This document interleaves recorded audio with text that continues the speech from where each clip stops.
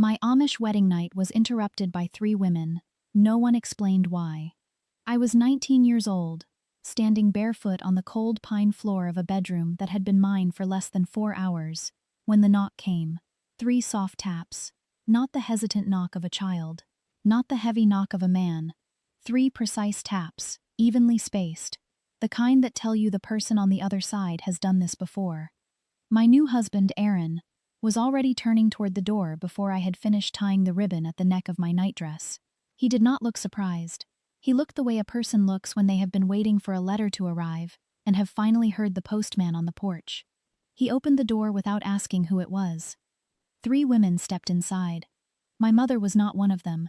My sister was not one of them. I did not recognize any of them by face, only by the shape their bonnets made against the lamplight in the hall.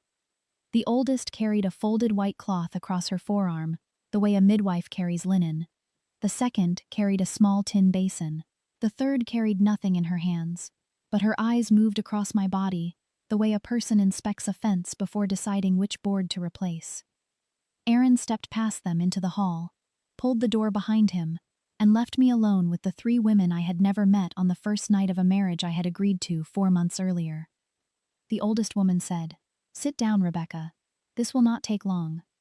To explain how I came to be standing in that room, I have to go back to the autumn my father walked into the kitchen and told me that Aaron Schwarz had spoken to him after Sunday service. I was 18 then. We lived in a small district in central Ohio, on the eastern edge of a settlement that had broken off from a larger one 2 generations earlier, over disagreements I never fully understood. Our bishop, Levi Yoder, was a quiet man, with a long pale beard, and the unsettling habit of finishing other people's sentences during council. My father respected him. My mother feared him. I had not yet learned the difference. Aaron was 24, the 3rd son of a family that owned more dairy cows than anyone in our church. He was tall, he was clean, he did not raise his voice, and he had never spoken more than 9 words to me in my life. When my father said his name in our kitchen that evening, I felt the strange relief of a question being answered, before I knew I was supposed to be asking it. "He has asked permission to court you," my father said. "I have given it." My mother was at the stove, stirring a pot of apple butter that did not need stirring. She did not turn around. She said, "Rebecca, your apron is crooked." That was all she said for the rest of the evening. I should have noticed that. I noticed it later, years later, the way you notice that the floorboard outside a certain room creaks more loudly than the others, but only after you have walked over it 1,000 times. The courtship was short by the standards of any community I have heard of since. 6 weeks. Aaron came to our house on 3 Sunday evenings and sat in the front room with my father longer than he sat with me. On the 4th visit, he asked if I would walk with him to the end of the lane. I said yes. At the end of the lane, beside a fence post that leaned slightly east, he asked me to marry him in the spring. He did not take my hand. He did not look at my face when he asked. He looked at the fence post, as if the fence post had been the one negotiating with him. I said yes, because I could not think of a reason to say no that would have sounded reasonable to anyone. I was 18. The girls I had grown up with were already married, or already promised. My mother had begun, in the last year, to speak of me in a tone she had not used before. A tone I have since recognized as the tone women use about a daughter they are afraid will become a permanent guest in their own house. In the weeks between the proposal and the wedding, 2 things happened that I did not understand at the time. The first was that my mother began to cry quietly at unexpected moments. Not when I tried on the dress she sewed, not when we discussed the meal. She cried while shelling peas. She cried while folding sheets. Once, she cried while looking at a jar of pickled beets she had put up the previous summer. When I asked her what was wrong, she said, "I am only tired, Rebecca." She said it the way a person reads aloud from a book they have read many times before. The second was that Aaron's mother, Miriam Schwarz, invited me to her house alone, without my mother, 3 different times. On each visit she gave me a different gift: a wooden spoon, a small jar of honey, a pillowcase she said her own mother had embroidered.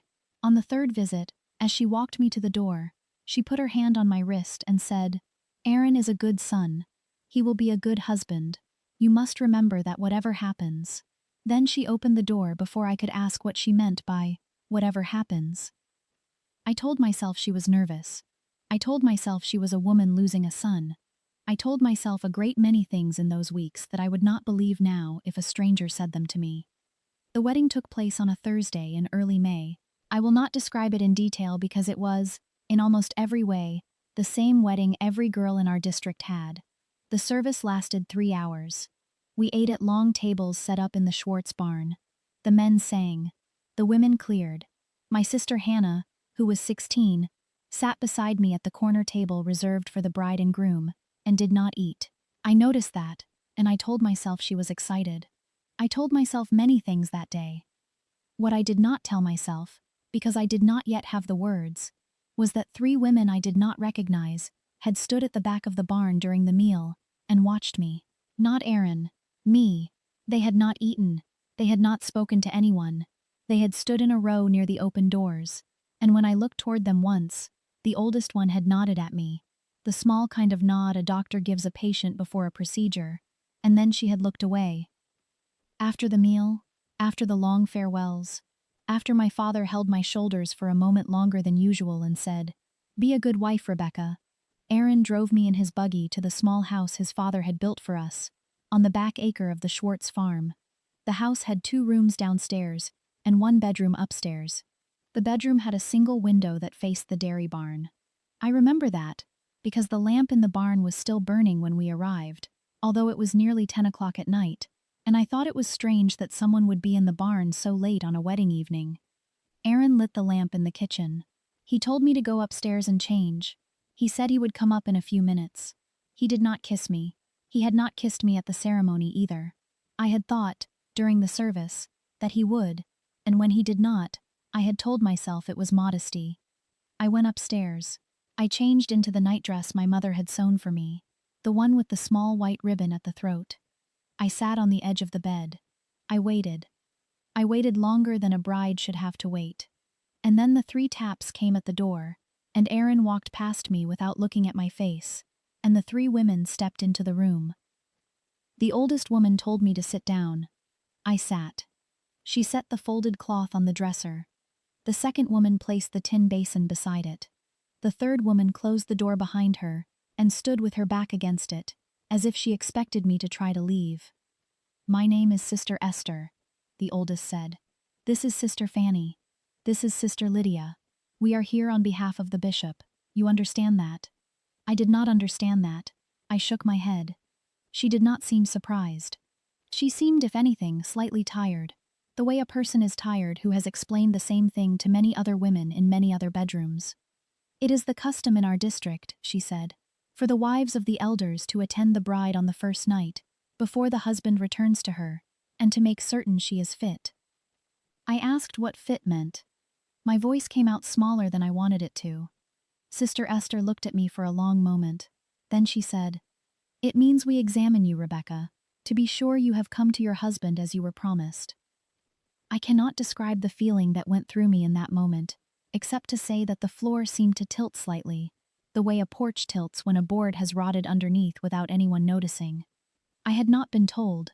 No one had told me. Not my mother, not my sister, not Miriam Schwarz, who had held my wrist at her door and spoken of whatever happens. I asked if my mother knew. Sister Esther said, "Your mother sat where you are sitting 19 years ago, Rebecca. She knows." I asked if I could refuse. Sister Lydia, the one by the door, answered before Esther could. She said, "You can refuse. Brides have refused. They return to their father's house in the morning, and the marriage is set aside, and the district is told why." I understood what she was telling me. I understood it the way you understand a sentence, in a language you have never studied, but somehow recognize. To refuse was not only to lose Aaron. It was to be returned, marked, named. It was to become a story other mothers told their daughters as a warning. I did not refuse. I will not describe what happened in that room. It was not violent. It was not long. It was conducted with the cold, practiced gentleness of women, who have done this many times, and have learned to do it without lingering. When it was finished, Sister Esther folded the white cloth carefully, and placed it inside a small leather bag she had brought with her. She did not show it to me. She did not need to. I understood that the cloth would be shown to the bishop, and that the bishop would, in some way I did not yet know, communicate the result to my husband, and to my husband's family, and perhaps to my own father. Sister Fanny washed her hands in the basin. Sister Lydia opened the door. Aaron was sitting on the top step of the stairs, his back to the wall, his hands folded in his lap. He did not look up at the women as they passed him. He did not look up at me when he came into the room. He sat on the edge of the bed where I had sat earlier. He said, "It is done now, Rebecca. We do not have to speak of it again." And then he blew out the lamp. We did not speak of it again. Not that night. Not the next morning. Not for the 7 years of our marriage. He was not a cruel man. He was not a kind man. He was a man who had grown up in a house where his mother had once sat on the edge of a bed waiting for 3 women, and his father had once sat on a staircase pretending not to listen, and the silence in that house had been passed down to him like a quilt, folded carefully, never opened. I want to tell you what I learned in the years that followed, because the wedding night was not the end of the story. It was only the door through which I walked into the larger story. I learned, first, from my sister Hannah, 3 years later, on the night before her own wedding, that our mother had asked our father to send word to the bishop that Hannah was sickly and should be excused from the custom. My father had refused. My mother had wept for 2 days. Hannah was visited by 3 women on her wedding night. They were not the same 3 women who had visited me. The custom rotated. The wives of the elders served in turn, and when their husbands left the elder council, they stopped. None of them spoke of it outside the bedroom. None of them warned their own daughters. The silence was the point. I learned, second, from Miriam Schwarz, in the last year of her life, that the leather bag Sister Esther had carried away that night had been opened in the bishop's kitchen at sunrise, and the cloth inside had been examined by the bishop and by Aaron's father, and a single word had been written in a ledger that the bishop kept in a locked drawer. Miriam did not tell me what the word was. She told me only that the word was written about every bride in our district going back at least 4 generations, and that the ledger was the reason certain families were permitted to marry certain other families, and certain families were not.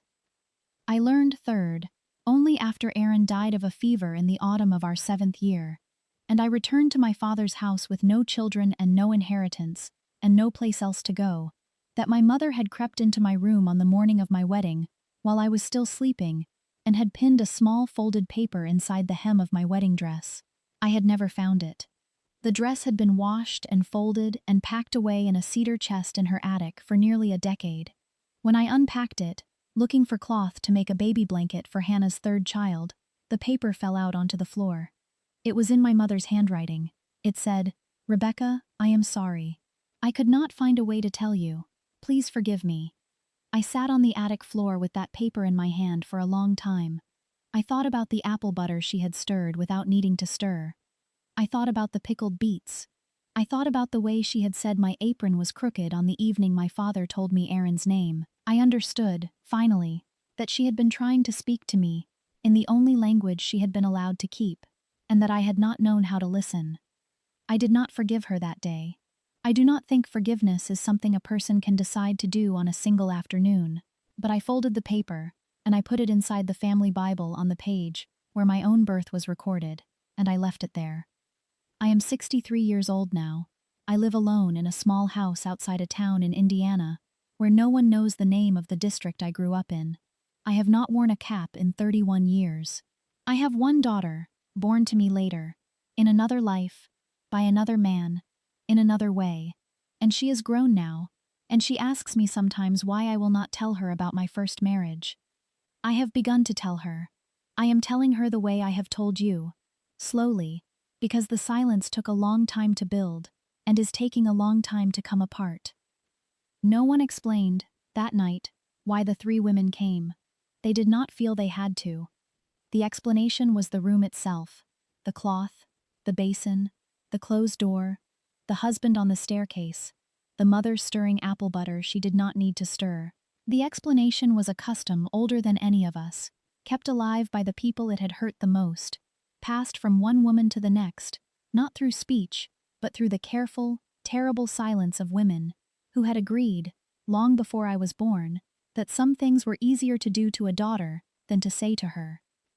I understand now that my mother did not betray me. She survived me. She survived me the same way she had survived her own mother, and her mother before that, and the chain of bedrooms going back further than anyone in our district was willing to count.